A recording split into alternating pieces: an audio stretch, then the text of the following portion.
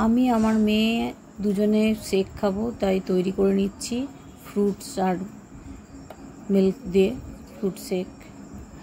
কারণ না আমাদের খুব খিদে পেলে আমরা তখন এগুলো খেয়ে নিই। ফল আলাদা করে আর খেতে ইচ্ছা করে না, দুধটাও আলাদা করে খেতে ইচ্ছা করে না। আমার মেয়ে তো দুধ খেতে চাই না, ফলটাও হয়তো একটা খাবে, সবগুলো খাওয়া হবে না। তো আমরা সব ফলের থেকে একটু একটু করে নিয়ে একসঙ্গে মিশিয়ে শেকটা বানিয়ে নিই, তারপরে খেয়ে নিই। পেটটাও ভরা থাকে 2-3 ঘন্টা, অন্য খাবারের ইচ্ছে থাকে না।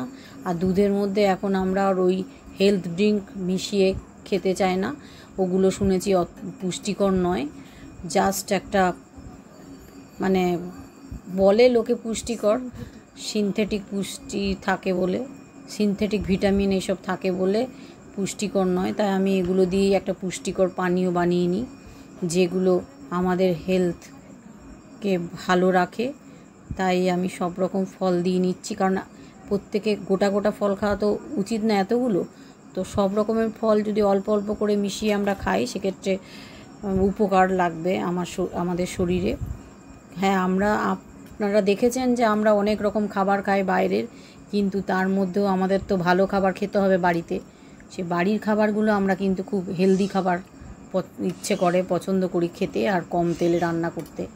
তাই বাড়ির খাবারগুলো কিন্তু আমরা খুব হেলদি সিলেক্ট করি। বাইরের খাবারগুলো যখন বেশি খাওয়া হয়ে যায়, তাই আমাদের এই ব্যালেন্সটা করতেই হয় বাড়ির খাবার খেয়ে।